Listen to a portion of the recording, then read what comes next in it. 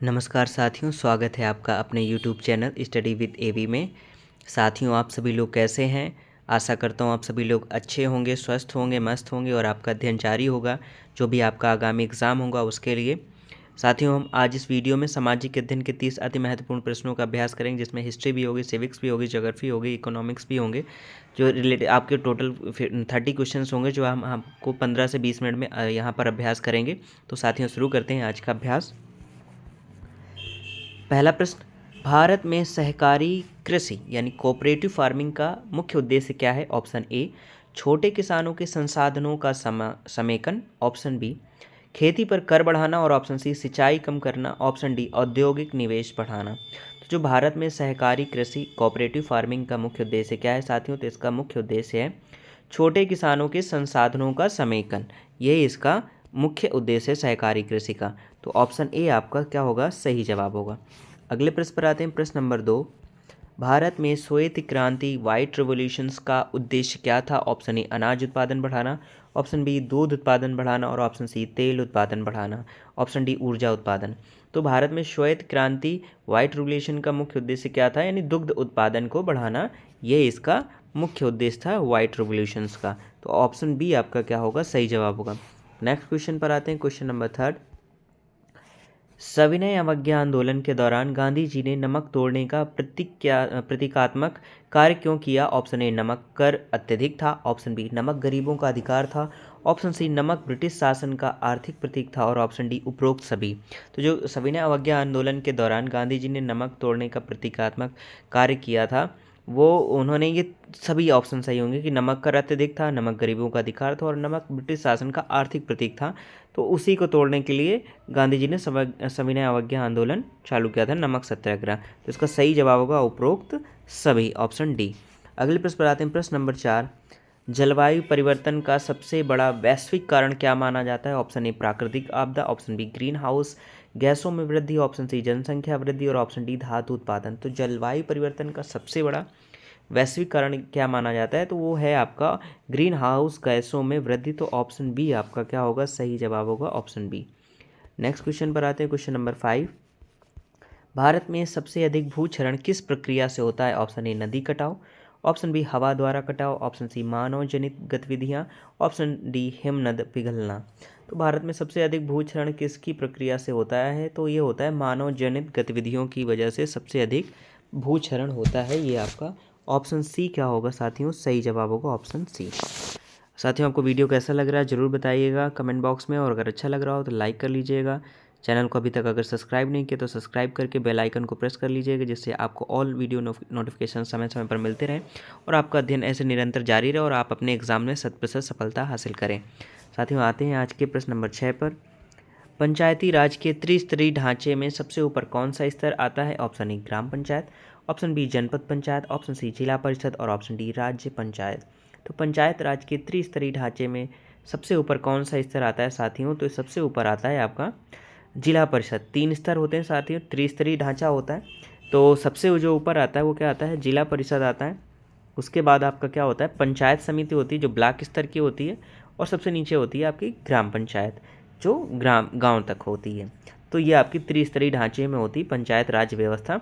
तो जो सबसे ऊपरी ढांचा होता है वो होता है जिला परिषद। तो आपका ऑप्शन सी सही जवाब होगा। नेक्स्ट क्वेश्चन पर आते हैं।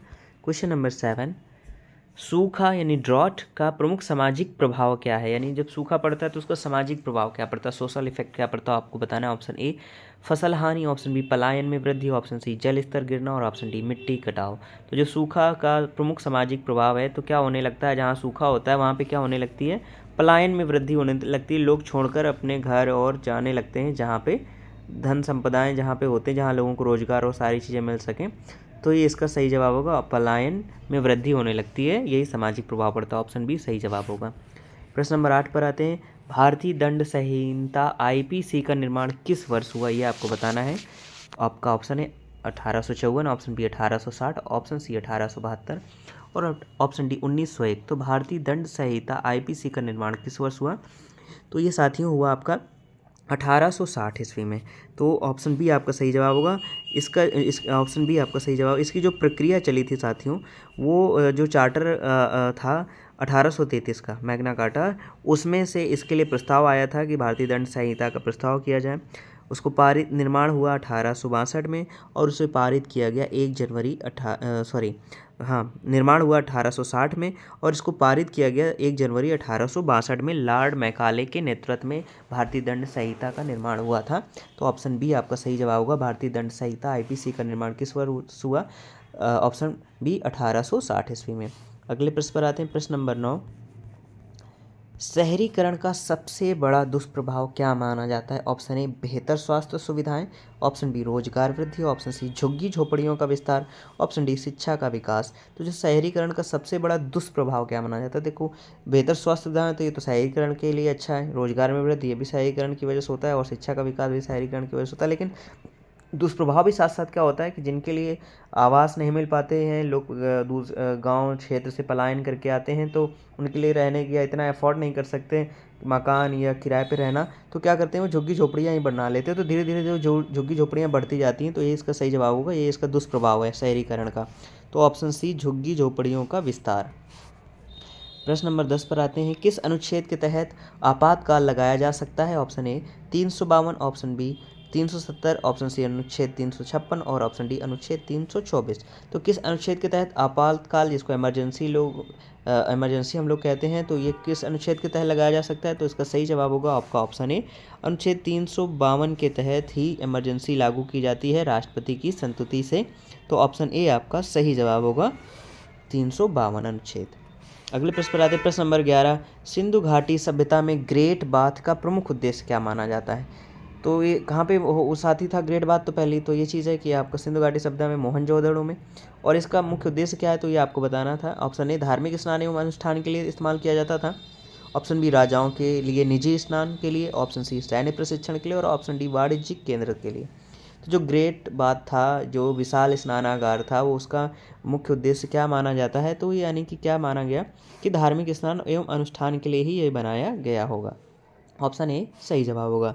प्रश्न नंबर 12। घनी वनस्पति सर्वाधिक भारत के किस क्षेत्र में पाई जाती है? ऑप्शन ए पूर्वोत्तर राज्य, option B Rajasthan, option C Punjab और ऑप्शन डी हरियाणा। तो जो घनी वनस्पति सर्वाधिक भारत के किस क्षेत्र में पाई जाती है? तो इसका सही जवाब होगा साथियों ऑप्शन ए पूर्वोत्तर राज्य होते हैं, जो नॉर्थ ईस्ट के स्टेट हैं उन पे घनी वनस्पति पाई जाती है। तो ऑप्शन ए सही जवाब होगा।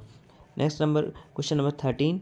भारत में जनजातीय क्षेत्र सर्वाधिक किस भूभाग में पाए जाते हैं? ऑप्शन ए राजस्थान के पश्चिमी भाग, ऑप्शन बी मध्य भारत के पठारी क्षेत्रों में, ऑप्शन सी उत्तर भारत के मैदानी भाग में और ऑप्शन डी हरियाणा व पंजाब में। तो भारत में जनजातीय क्षेत्र सर्वाधिक किस भूभाग में पाए जाते हैं? तो ये पाए जाते हैं मध्य प्रदेश के आसपास। तो यही है आपका सही जवाब, मध्य भारत के पठारी क्षेत्रों में। तो आपका ऑप्शन बी सही जवाब होगा, मध्य भारत के पठारी क्षेत्रों में जनजातीय क्षेत्र सर्वाधिक पाए जाते हैं। प्रश्न नंबर 14। संसदीय शासन प्रणाली में वास्तविक कार्यपालिका कौन होती है? ऑप्शन ए राष्ट्रपति, ऑप्शन बी प्रधानमंत्री एवं मंत्रिपरिषद, ऑप्शन सी लोकसभा अध्यक्ष, ऑप्शन डी मुख्य न्यायाधीश। जो संसदीय शासन प्रणाली में वास्तविक कार्यपालिका किसे माना जाता है साथियों? तो इसका सही जवाब होगा प्रधानमंत्री एवं मंत्रिपरिषद। राष्ट्रपति तो सिर्फ अनुमोदन करता है, लेकिन जो मेन कार्यकारिणी होती है वो प्रधानमंत्री और उसकी मंत्रिपरिषद होती है। तो ऑप्शन बी सही जवाब होगा। अगले प्रश्न पर आते हैं, प्रश्न नंबर 15। भारत की मानसूनी जलवायु में ट्रॉपिकल साइक्लोन किस समुद्र से सर्वाधिक बनते हैं?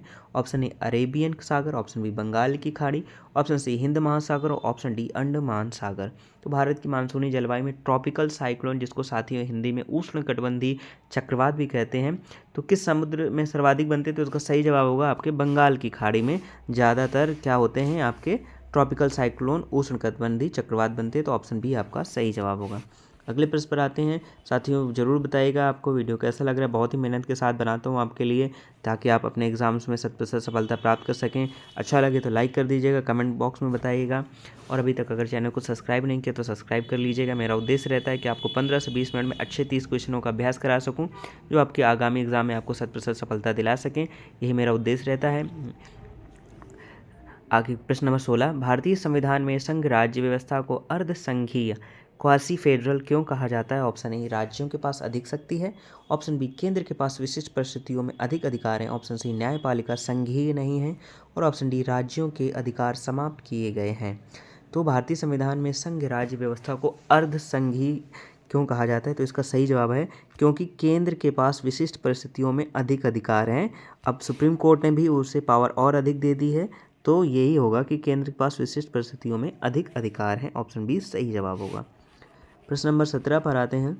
लोकसभा में अविश्वास प्रस्ताव पारित होने का क्या परिणाम होता है? ऑप्शन ए संसद भंग, ऑप्शन बी सरकार को पद छोड़ना पड़ता है, और ऑप्शन सी राष्ट्रपति पद छोड़ता है, और ऑप्शन डी न्यायपालिका हस्तक्षेप करती है। तो जब लोकसभा में अविश्वास प्रस्ताव पारित होने का क्या परिणाम होता है कि सरकार को पद छोड़ना पड़ता है, तो ऑप्शन बी ही आपका क्या होगा? सही जवाब होगा, सरकार को पद छोड़ना पड़ता है। प्रश्न नंबर 18 पर आते हैं साथियों। निम्न में से कौन सा मौलिक कर्तव्य नहीं है? ऑप्शन ए राष्ट्रीय ध्वज का सम्मान, ऑप्शन बी संविधान का पालन, ऑप्शन सी कर का भुगतान, ऑप्शन डी वैज्ञानिक दृष्टिकोण विकसित करना। तो निम्न में से कौन सा मौलिक कर्तव्य नहीं है, ये आपको बताना है। तो देखिए, राष्ट्रीय ध्वज का सम्मान करना ये भी मौलिक कर्तव्य है, संविधान का पालन ये करना ये तो है ही है, और वैज्ञानिक दृष्टिकोण विकसित करना ये भी मौलिक कर्तव्य, लेकिन कर का भुगतान ये मौलिक कर्तव्य नहीं है। ये आपका क्या है? ये राष्ट्र के प्रति आपका कर्तव्य बनता है, लेकिन मौलिक कर्तव्य ये होते हैं कि जो आपको करने ही करने चाहिए, ठीक है। और कर भुगतान सब कोई तो नहीं कर सकता, जो कमाएगा वही कर भुगतान ज़्यादा पे कर पाएगा। तो मौलिक कर्तव्य क्या नहीं है? कर का भुगतान ये मौलिक कर्तव्य नहीं है। ऑप्शन सी इसका सही जवाब होगा। प्रश्न नंबर 19। 3 सिद्धांत किस आंदोलन से संबंधित हैं? ऑप्शन ए गदर आंदोलन, option B Simon go back, option C चीन की क्रांति, और ऑप्शन डी भारतीय किसान आंदोलन। जो 3 सिद्धांत 3 प्रिंसिपल है वो किस आंदोलन से संबंधित है साथी? वो चीन की क्रांति से संबंधित है। तो ऑप्शन सी आपका क्या होगा? सही जवाब होगा। चीन की क्रांति 1911 ईस्वी में हुई थी, और उसके मेन 3 प्रिंसिपल थे, 3 क्या थे? नियम थे कि राष्ट्रवाद और लोकतंत्र और निर्वाह, यानी कि तभी वो 1911 ईस्वी में ही चीन क्या हुआ था? गणतंत्र हुआ था। और उसने जब ये इस क्रांति की थी तो उसके 3 यही मुख्य उद्देश्य थे कि राष्ट्रवाद होना चाहिए, लोकतंत्र होना चाहिए, और सभी को जीवन निर्वाह के लिए क्या होनी चाहिए उसकी। तो आपका ऑप्शन सी क्या होगा? 3 सिद्धांत किस सिद्धांत आंदोलन से संबंधित हैं? तो चीन की क्रांति से। अगले प्रश्न पर आते हैं। प्रश्न नंबर 20।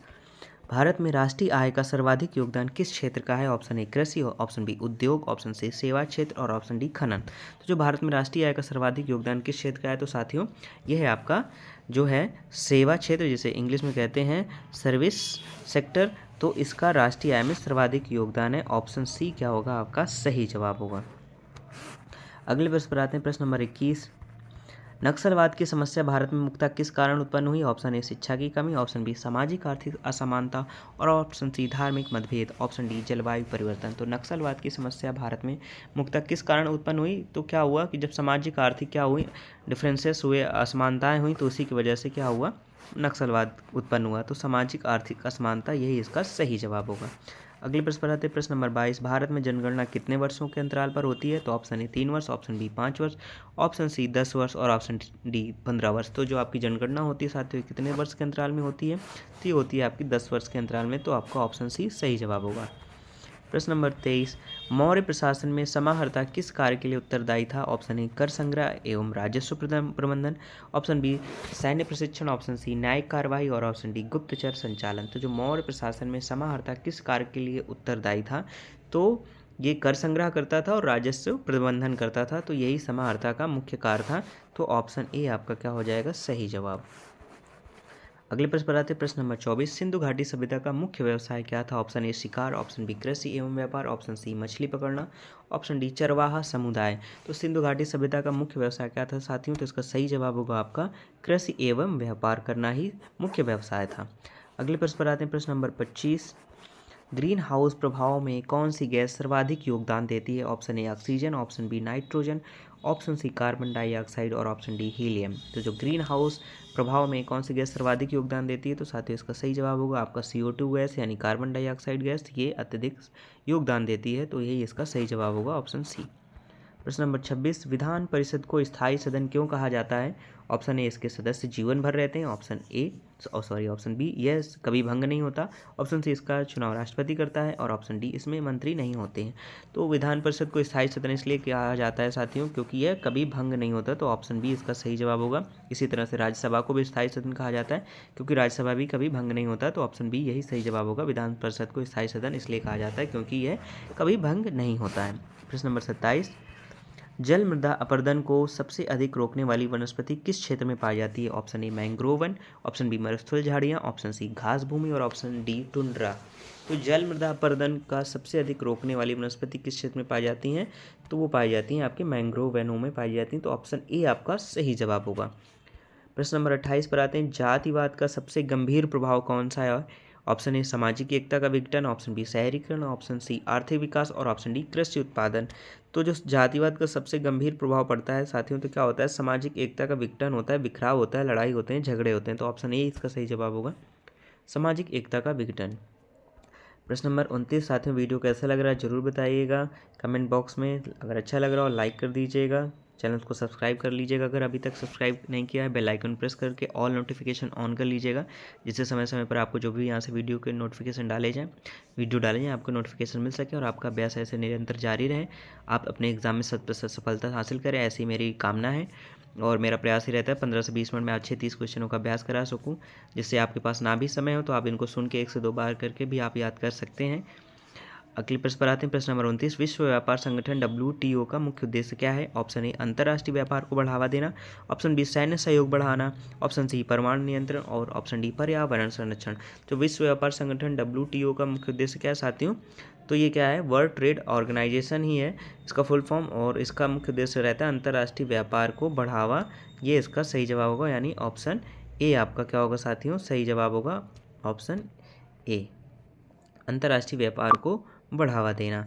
और इस अगर आपसे पूछा जाए इसका मुख्यालय कहाँ है, तो जिनेवा स्विट्जरलैंड में है, ये आप बताइएगा। और अगर इस समय इसके पूछे जाए कि अध्यक्ष कौन, तो ये भी बताइए। नोगाजी ओकांजो हैं जो नाइजीरिया के हैं, ये अध्यक्ष हैं इस टाइम पे, ठीक है। अगले प्रश्न पर आते हैं। अंतिम प्रश्न पर, निम्न में से किस नदी पर हीराकुंड बांध स्थित है? Option A Ganga, option B Narmada, option C Mahanadi और ऑप्शन डी गोदावरी। तो जो हीराकुंड बांध उड़ीसा में महानदी की पर बना है, तो इसका सही जवाब होगा आपका ऑप्शन सी, महानदी नदी पर ही हीराकुंड बांध स्थित है। तो ये रहे साथियों आज के आपके 30 अति महत्वपूर्ण प्रश्नों का अभ्यास। वीडियो के अंत तक बने रहने के लिए आपका